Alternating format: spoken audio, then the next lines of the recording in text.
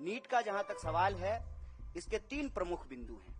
पहली बार लोग कहते हैं कि रैंक 1 2 लोग होगा, 4 लाख होगा।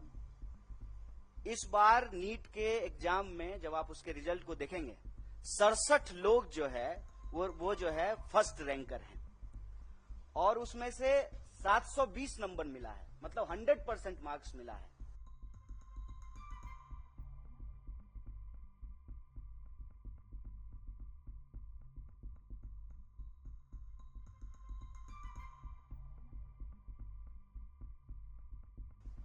हमारे मीडिया विभाग के, कम्युनिकेशन विभाग के साथी विनीत जी और एनएसवाई के राष्ट्रीय अध्यक्ष वरुण चौधरी जी, जैसा कि उन्होंने बताया आपको कि ये प्रेस वार्ता एक बहुत ही गंभीर विषय पर बुलाई गई है, जो अभी सामने आया है कि नीट के परीक्षा में एक बार फिर से धांधली हुई है।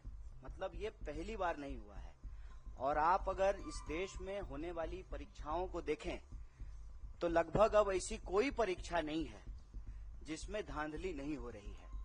मतलब विद्यार्थियों ने तो सोशल मीडिया पे ये लिखना शुरू कर दिया है कि एक बार फिर लीकेज सरकार, और बार बार परीक्षाओं में प्रश्न पत्र लीक होना, परीक्षा की जो तिथि है उसको बार बार बढ़ाना और जो वैकेंसियां हैं उसको सही समय पे नहीं भरना, ये मामले लगातार उजागर हो रहे हैं। ये इस प्रेस वार्ता में हम लोग खासकर जो नीट एग्जाम में धांधली हुई है उस विषय पर बात करने के लिए यहाँ उपस्थित हैं। मैं इसमें 2-3 बात आपसे जोड़ना चाहता हूँ आपके समक्ष। अव्वल तो आप सब लोगों ने देखा होगा कि चुनाव से पहले आदरणीय प्रधानमंत्री जी परीक्षा पर चर्चा करते हैं। हमारे यहाँ कहावत है, जाके पैर न फटे बिवाई, वो क्या जाने पीड़ पड़ाई।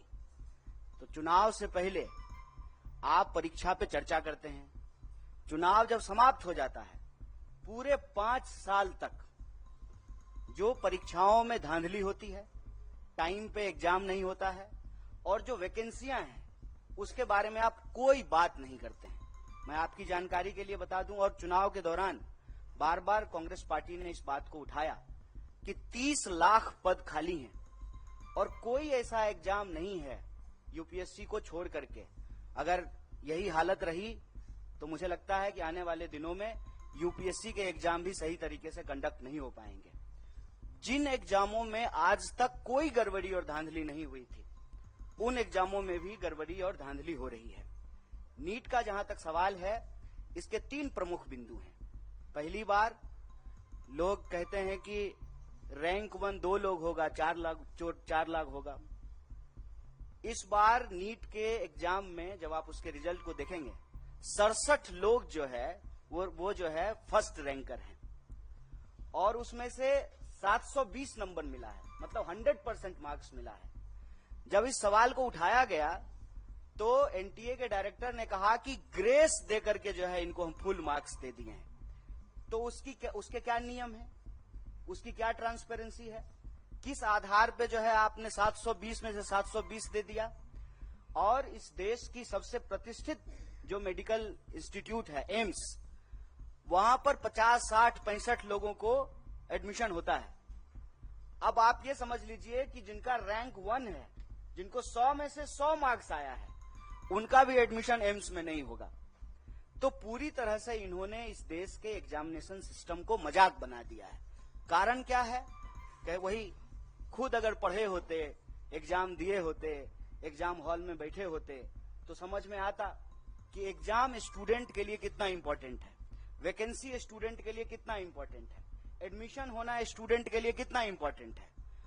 पढ़ने लिखने वाले तो लोग हैं नहीं सरकार में, बस चुनाव के लिए, वोट के लिए परीक्षा पे चर्चा करते हैं। खुद तो परीक्षा दिए नहीं है। परीक्षा अगर दिए होते तो दर्द मालूम होता।